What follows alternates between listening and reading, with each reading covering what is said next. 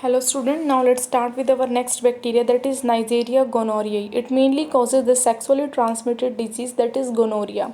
Like HIV doesn't spread from person to person, it happens because of the sexual intercourse. Okay. The next we will talk about its morphology. It is gram-negative oval cocci arranged in the form of pear with its adjacent sides are concave, और ये bean shape का होता है जैसे कि अपनी kidneys होती हैं. ओके. उसके बाद अगर हम बात करें इसके एंटीजेनिक स्ट्रक्चर की, तो इसकी जो आउटर लेयर पे एक कैप्सूल होता है और इसका जो कैप्सूल है वो पॉलीफॉस्फेट का बना होता है. पिलाई स्ट्रक्चर्स होते हैं जो हेयर लाइक स्ट्रक्चर्स होते हैं इसकी सरफेस से एक्सटेंड करते हैं. ये लिपोपोलीसेकेराइड होता है. इनकी जो टॉक्सिसिटी होती है वो इसी के एंडोटॉक्सिन की वजह से होती है. कुछ आउटर मेम्ब्रेन में प्रोटीन्स भी होते हैं जिन्हें पोरिन्स बोलते हैं, और इसकी जो स्मीयरिंग की जाती है वो पुरुलेंट मटेरियल यानी कि जो इसका डिस्चार्ज मटेरियल होता है उससे होती है. उसके बाद अगर हम लोग बात करें इसके कल्चर की, तो इसको मेनिंजाइटिस के कंपैरिजन में ग्रो करना ज़्यादा डिफ़िकल्ट है, जबकि ये एरोबिकली और एनारोबिकली कैसे भी ग्रो कर जाता है. एनरिच्ड मीडियम की रिक्वायरमेंट होती है इसको, जैसे कि चॉकलेट अगार. सिलेक्टिव मीडियम में ये थेयर मार्टन मीडियम में ग्रो करता है. इसकी कॉलोनी की मॉर्फोलॉजी बहुत ही इजी है. स्मॉल होती है, राउंड होती है, ग्रे, ट्रांसल्यूसेंट, कॉन्वेक्स और इजीली इमल्सिफाइएबल कॉलोनीज होती हैं इसकी.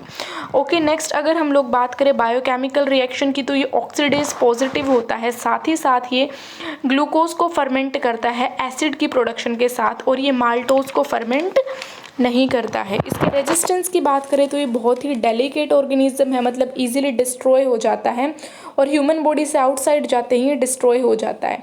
इजीली हीट से, ये ड्राई से किल हो जाता है, और ये पेनिसिलिन से बहुत ही ज़्यादा ससेप्टेबल है, यानी कि इजीली डिस्ट्रॉय हो जाता है पेनिसिलिन से. ओके. इसके पैथोजेनेसिस की बात करें, मतलब ये कौन कौन से डिजीज़ केस करता है, तो मेनली मैंने बताया कि गोनोरिया केस करता है, that is a sexually transmitted disease. Mainly ये मेल फीमेल दोनों में होता है, और फीमेल्स में ये एंडोसर्विक्स जो है इसकी प्राइमरी साइट होती है. एक्यूट जो इसका फेज़ होगा उसमें प्यूरिलेंट यूरिथ्रल डिस्चार्ज होगा, और फीमेल्स में ये मेनली असिम्प्टोमेटिक होता है. मेल्स में ये स्टेरिलिटी केस कर सकता है, मेल्स और फीमेल्स में. बाकी सेक्सुअल ऑर्गन्स को भी ये अफेक्ट कर सकता है. उसके बाद ऑप्थैल्मिया नियोनेटम का मतलब होता है कि ये जो है न्यू बोर्न्स के कंजेवेटिस को अफेक्ट करता है बर्थ कैनाल के थ्रू. ओके. और उसके बाद ये प्री प्यूबर्टर गर्ल्स में भी हो जाता है. उसके बाद इसके लैब डायग्नोसिस की अगर हम लोग बात करें, तो एक्यूट फेज़ में जो इसका लैब डायग्नोसिस होता है वो यूरिथ्रल डिस्चार्ज के थ्रू होता है, और कोरोनिक फेज़ में जो होता है वो डिफ़िकल्ट हो जाता है डिटेक्ट करना, बिकॉज अर्ली हम इस पर कोई ज़्यादा ध्यान नहीं देते हैं. स्पेसिमेंट्स दो तरीके से कलेक्ट होंगे. अगर एक्यूट फेज़ है तो डिस्चार्ज होगा, लेकिन वुमेंस में हम लोग स्वैब नहीं लेते हैं क्योंकि उनके पास पहले ही बहुत सारे बैक्टीरिया होते हैं. कोरोनिक में हम लोग यूरिन का सैंपल लेंगे. ओके. उसको सेंट्रीफ्यूगेट करेंगे. कलेक्शन और ट्रांसपोर्ट की बात करें तो कलेक्शन होगा एसेप्टिक कंडीशन के अंदर, या तो ट्रांसपोर्ट इमीडिएटली कर देंगे या फिर स्टूवर्ड्स मीडियम के अंदर. फिर तीन तरीके से इसको यूज़ करेंगे, या तो डायरेक्ट माइक्रोस्कोपी करेंगे, एंटीजन डिटेक्शन करेंगे और कल्चर करेंगे. कल्चर का मैं आपको पहले बता चुकी हूँ, और डायरेक्ट माइक्रोस्कोपी करेंगे तो वही ग्राम नेगेटिव आएगा, इंट्रासेलुलरली प्रेजेंट होएगा. और अगर एंटीजन डिटेक्शन की बात करें तो इसके अंदर क्या होगा, एलिसा टेस्ट होएगा, और हम डीएनए प्रोब को भी डिटेक्ट करते हैं इसके अंदर. ठीक है.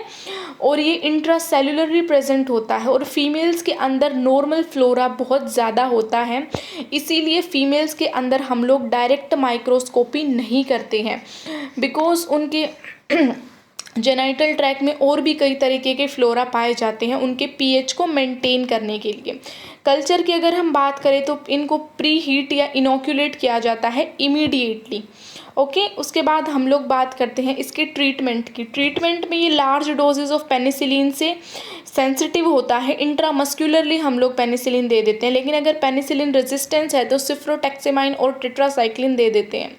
प्रोफाइलेक्सिस इसके लिए कोई इम्यूनाइजेशन नहीं है, लेकिन हेल्थ एजुकेशन या फिर अर्ली डायग्नोसिस से हम इसको क्योर कर सकते हैं, और हेल्थ एजुकेशन से हम लोग इसको प्रिवेंट कर सकते हैं. ओके.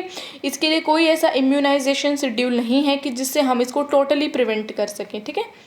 Thank you. अगर आपको कोई डाउट है तो आप मेरे को कमेंट सेशन में बताइए, और इसके बाद हम लोग डिस्कस करेंगे next bacteria, that is corynebacterium, which is also very important. Like this bacteria, before it you should cover your all the last bacteria.